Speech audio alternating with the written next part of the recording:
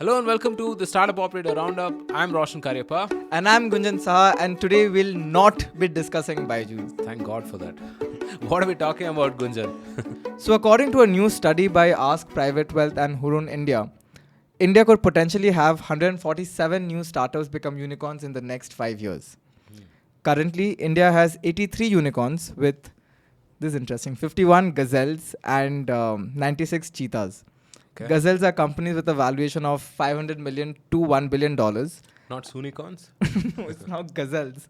Okay. And they're likely to turn unicorn within 3 years, whereas cheetahs are companies with a valuation of between 200 to $500 million and have 5 years time to turn into unicorn. And together, these unicorns have a current worth of 57 billion. Now, I don't know what is more standing out for me with calling them cheetahs and gazelles becoming unicorns or the number. I think the cheetahs and gazelles will have to run a lot harder and run a little more further. 2021, we had companies become unicorns in 2 years, right? I remember Bharat Pay, one of the fastest, Mensa brands, exactly, right? All of these became unicorns in 2 to 3 years time, right? I mean, now those times are far gone. Obviously, there's some sanity that's returned to the venture market as such. And, in all of this, when I talk to founders itself, not one founder has sort of said on the podcast that, we're chasing that unicorn status, right? Rather, a lot of the conversations around growth, profitability, sustainability, and so on, right? I mean, how can we grow in a sustainable manner? So I think the metrics have changed. Unicorn was an interesting sort of a benchmark metric, when the size of the ecosystem was still small, right? I mean, arguably, you could say it is still small, but post 2021, I think the metrics have to change around, revenue, profits, and so on and so forth, right? I mean, that is what healthy for the ecosystem. And I think, I hope that is what people brag about, We're already seeing a lot of good examples of that, right? Zerodha, for example, Zoho, and so on, that have sustained these massive businesses with their own cash. It's something to take note of, and perhaps clink glasses for very briefly. But yeah, let's move on and build some great businesses. Yeah. Right. Also, I think in this past 10 years, you're also in, I think, fourth iteration of startup building, right? The first iteration, I'd probably call it, all the companies that came up during the dot-com boom in India, your Just Dials, your OLXs, your Shadi.coms, and all of these companies. Then we had, your Olas and PTMs come up.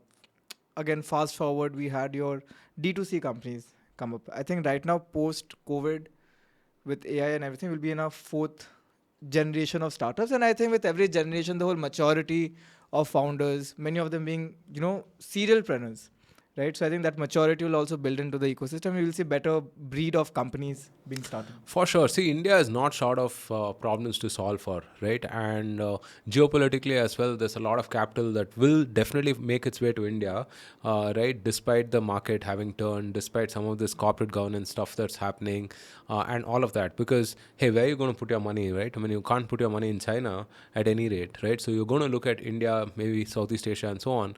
So given the size of our economy and the state of our startup ecosystem, a lot of the money will come in here. So it's going to happen, right? But as I said, I mean, the goalpost has to be very clearly building sustainable businesses, right? I mean, founders who are looking at, 10, 20 years journey and not really, exiting at an attractive valuation in 3 or 4, 5 years, Okay, before moving on, some quick trivia from this report. Among the future unicorns, 42% are in e-commerce, fintech, and SaaS-related companies. And Bangalore still is a startup capital of India with 53 probable unicorns, followed by NCR with 29 and Mumbai with 19. See, this startup growth, right? I mean, one great thing that's happened over the last 2 or 3 years is that it's gotten spread out, right? Out of Bangalore, out of Pune, out of Delhi, and so on, right? I mean, you have a lot of these tier 2, tier 3 kind of cities, not Chennai, but Coimbatore, what is that, Surat, all of these places, right, that are showing a lot of these promising startups. And that, I think, is very positive, definitely positive, because startups develop that ecosystem, right? I mean, all of Bangalore has been built because of last 30, 40 years of IT action. and off late, all the startup growth that's happened. So yeah, I do hope that it's a little more spread out. While certain sectors within the ecosystem are doing well, like fintech, SaaS, e-commerce, startups in the Indian creator economy space is having a hard time, right? Over the past 12 months or 18 months, I think we saw half a dozen startups shut down, right? They either had to pivot or they got acquired at for a way lesser amount than what they were valued. And most of these startups are offering products to help digital creators monetize their content, that too directly, right? And according to some experts, these startups are focused on administrative issues and not on the hard problems facing content creators. But I think during this time, even Instagram came up with a model where they were incentivizing digital creators, and they're also like helping them set up a shop within a platform, right? And so yeah, and today we are seeing the likes of Chingari, Moj, and already these companies are struggling. So what's your take on that? How do you think, will they bounce back, or what's changed? See, I think in terms of the business model itself, right? I mean, startups in the creative economy, you could broadly put them in two, three different categories, right? So one was folks who were connecting some of these creators to brands, right? And the second were people who are making creator tools, right? For people to publish content and monetize and build an audience and so on and so forth, right? Broadly, I mean, this covered about 80% of the types of solutions. Now, because the amount of liquidity in the market has shrunk, right? Brands are not spending as much on some of this marketing stuff as they were used to, right? I mean, people had spent many lakhs on all these reels and so on and so forth. I mean, that spending has gone down. Sponsorship money has clearly taken a hit, right? Which means that the creators themselves have very little money to spend on these tools and so on, right? Or whatever else. So obviously that market has shrunk. Now, if you were in that creator space and making a portion of that pie, considering that the whole pie itself has shrunk, obviously, your business model is hit as well, right? So it's just a product of the market having turned. That's it, really. As to whether some of these will survive or not, you'll have to really figure, because I do feel on the consumer side you have to be a little more careful and not let your cost, and your burn spiral out of control, right? I mean, you've seen fantastic startups demonstrate how that is done, right? I mean, Stage, for example, Kuku FM, Pratilipi, and so on, right? I mean, they've been able to generate real revenues from users, right? So let's wait it out, I suppose. I mean, like I've often said, I think the folks who survive these next couple of years, 2-3 years, will come out really strong. All right, moving on to our next topic. PhonePe has entered the credit market with foray into merchant lending. And this development comes after its failed acquisition of fintech lending platform Zest Money. PhonePe has gone live with loans for more than 35 million merchants who accept UPI payments. And they're building a credit underwriting model based on the merchant's transaction history on the app. So this is kind of bringing together the data they've collected through to a number of user transactions and other metrics, and they're building a credit product. So this is what people used to talk about when they meant that using AI and technology to get better underwriting technology, and here we are seeing it getting deployed. This was always the plan, right? I mean, this is also why they wanted to acquire Zest Money earlier. Unfortunately, that didn't pan out as expected.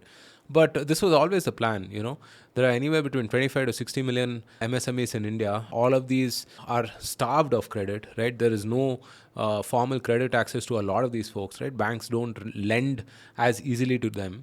So there are always going to be opportunities in terms of underwriting based on different types of assets, right? I mean, now in the case of PhonePe, they have a merchant on their platform, they know their transaction history, so they can do an educated guess in terms of the propensity to pay back, right? Which is what they're going to leverage and offer credit options to some of these folks, right? And so credit is a very lucrative business as well. I mean, if the spread is good enough, that could be a whole other revenue line for PhonePe, right? And other companies have sort of demonstrated that playbook as well. RBI, I think, recently came out with a few guidelines on how they're pinning the responsibility for underwriting on some of these fintechs. Now that will be interesting, right? Because these folks will have to function as real financial entities now, right? It's no longer just a customer acquisition tool for banks and NBFCs. They will have to start assuming some of this risk, and how is that going to play out on their books? Well, we'll have to wait and watch, right? Because you will definitely need a lot more prudence, and all of this technology and data should really help. Let's see. Okay, on the fundraiser side, Lending Card raised 200 crores in long-term debt funding from financing platform Evolution X Debt Capital. Credit card and travel rewards platform Skipia raised $9 million from Matrix Partners India. Koski, the Bangalore-based women's occasion wear brand, has raised 61 crores in a Series A round of funding led by Bearing Private Equity Partners India. Yeah, it's good to see alternate funding instruments, right? Debt, for instance. I mean, if you are in a cash flow business, then debt makes eminent sense for you. You don't have to route everything through VCs. So hopefully, all these debt instruments get popular. Alright, so Roshan, you retweeted a very interesting article on your Twitter timeline, right? This is an article by Mark Anderson on titled "Why AI Will Save the World." What do you like about this? So this is a very bold and almost like a clarion call of an article, right? What he says here is that the threats of AI running route and causing all of this doomsday scenarios is grossly exaggerated, and that AI can actually be a force for good in the world. He outlines some of these risks that we have, right? I mean, one, that AI will develop sentience and will take over humans, or that it will cause job loss, or that it will cause inequality, so on and so forth. Outlines all these risks and helps you understand, how that could not be the case, right? And in fact, it could do the opposite. There's a lot of economics and stuff there, which I will let you guys read. Do I agree with it? I mean, not wholeheartedly. I want it to be true for sure, right? But I find it rather too optimistic and somewhat naive in parts, right? Mark Anderson says that the biggest threat for us is that the Chinese version of the AI implementation will win, right? And that is like, extreme state control and so on, which you're seeing, right, with all these cameras and social credit systems and whatnot, right? And he has actually said, it's for the West to make sure that its version of AI will win, right? Which is supposedly a lot more benevolent. But one thing is for sure, right? I mean, any new technology will create winners and losers, will create haves and have-nots. We have to, sort of welcome this new technology with, necessary skepticism that it kind of requires. And you have to be, if not very cautious, at least a little bit cautious, right? Because what we've seen over the years in terms of technology trends over the past couple of 100 years or whatever, the impact it has can be very drastic, right? I mean, exponential almost. OpenAI, the adoption for ChatGPT went to 100 million users in something like 3 months. Less than 5 months. Less than 5 months, right? Compared to, WhatsApp, which perhaps took about 2 years or something of that sort, right? The adoption and the impact can be, really, really rapid, right? So we do have to be, careful about it. But it's an interesting, thought-provoking article. I highly encourage everyone read that. So let's talk a bit some of geopolitics. We know that the world is slowly becoming a multipolar world. Of course, there's the West, there's the China, there's also India emerging as a superpower. Where do we stand in terms of building our own AI? See, it's a very difficult question to answer, right? And there's been some chatter about, whether we can build our large language models and so on and so forth at this point of time. Now, I am of the firm belief that it's a few policy tweaks away from enabling this. I understand that, people might think I'm being overly optimistic about this, but it's fine, right? I mean, we have the necessary talent, right? We do have to make sure that, we do have to figure an incentive for the best and brightest of folks to come back, right? In fact, just last week, I think the government has set up some 50,000 crore fund for scientific research, right? Now, it'll require things like this to make sure that the best and brightest are incentivized to come and start working on core technologies here that, we can build and we can adopt, right? So a few years back, Rajiv Malhotra had written this book called Artificial Intelligence and the Future of Power. I had him on the podcast that I run, Bharat Vartha, to discuss some of this stuff. I think for anyone who wants to understand the whole geopolitical consequence of AI, I think it's a fantastic read. He has always been ahead of times, so that's something that you could check out. But definitely interesting times, all of this R&D, technology, IP creation is no longer like a nice to have thing for India right now. I mean, we have to prioritize it. I know we are a services nation, and typically that's how we've sort of grown and expanded through arbitrage and whatnot. We'll have to start focusing a lot more on R&D if we need to create value in the new world. Roshan, before we sign off, any updates on who we are having next on the podcast? Next week, we have a conversation with Praveen of Better Place.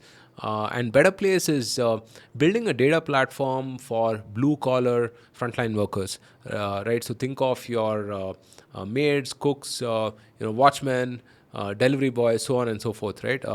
So the this whole space is very unexplored, underserved, right? And what Praveen and his team have done is build this central data platform. Think of it as kind of a LinkedIn plus an HRMS for these folks, right? And they take care of their entire life cycle. I mean, from their training to their benefits, insurance, credit, etc. So it's a very interesting platform, and they've expanded beyond India right now to Asia and the Middle East as well. So I got to talk to him about this space, which we don't know too much about, and how he's solving in that domain. So fantastic conversation. Do check it out. Obviously, you'll know through our social media platforms when it's out. Yeah. Also, folks, if you want updates to be delivered straight into your WhatsApp inbox, you'll find a WhatsApp link in the description below. And yeah, let us know how you're doing in the comment section, and don't forget to share this episode with your other operator friends. Until then, take care, and Roshan and I will be back again with more exciting updates on the next roundup. See Thanks, you. guys. See you.